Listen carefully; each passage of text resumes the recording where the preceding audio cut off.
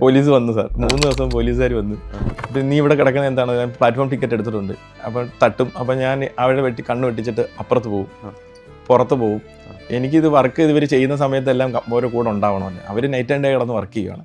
അവരൊരു 2 മണിയാകുമ്പോൾ നിർത്തും, വീണ്ടും തുടങ്ങും. അങ്ങനെ ഒരു ഷിഫ്റ്റിലാണ് വർക്ക് ഓടിക്കുകയാണ്.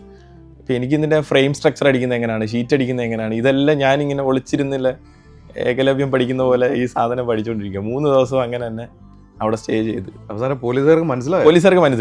പോലീസുകാർ എൻ്റെ അടുത്ത് പറഞ്ഞു, നീ 3 ദിവസമായിട്ട് ഇവിടെ കറങ്ങുന്നുണ്ട്, ഞാൻ നിന്നെ നോട്ട് ചെയ്തിട്ടുണ്ട്, എന്താ നിൻ്റെ ഉദ്ദേശം എന്ന് ചോദിച്ചു. ഞാൻ പറഞ്ഞു, വേറെ ഒന്നുമല്ല സാറേ, ഈ വർക്ക് ഒന്ന് പഠിച്ചെടുക്കാൻ വേണ്ടിയിട്ടാണെന്ന് പറഞ്ഞു. അപ്പോൾ അവർ നല്ല ഉദ്ദേശമായിട്ട് പുള്ളി പറഞ്ഞു, ഓക്കെ ഇങ്ങനെ നിൽക്കേണ്ട, കറങ്ങിക്കേണ്ട, വീട്ടിൽ പോയിക്കോ, വീട് മിസ്സിംഗ് ഒക്കെ കേസ് വരുമെന്ന് പറഞ്ഞു. അപ്പം ഞാൻ പറഞ്ഞില്ല എന്ന് പറഞ്ഞു. അങ്ങനെയാണ് ഞാൻ ഈ ഫസാഡിങ്ങിൻ്റെ വർക്ക് പഠിച്ചെടുക്കണം, നോക്കി നിന്നുള്ള പഠനമാണ്.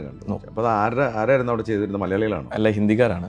അപ്പോൾ ഹിന്ദിക്കാർ ഓൾറെഡി എന്നോട് പറയുന്നുണ്ട്, നീ എൻ്റെ കൂടെ വാ, ഡൽഹിയിൽ പോയി കഴിഞ്ഞാൽ നിന്നെ ഞാൻ കൊണ്ടുപോയി പഠിപ്പിക്കാം. ഒരുത്തൻ നോക്കിന്ന് പഠിക്കുകയാണ്. മറ്റേ ആളത് അയാൾക്ക് ഈ ക്യൂരിയോസിറ്റി കണ്ടുകൊണ്ടാണ് പുള്ളി പറയുന്നത്, നീ ഞങ്ങളുടെ കൂടെ കൂടിക്കോ, ഞങ്ങൾ കൊണ്ടുപോയിക്കോളാം, നിന്റെ വർക്ക് ഡൽഹി കൊണ്ടുപോയി പഠിപ്പിക്കാം എന്നുള്ള രീതിയിൽ പുള്ളി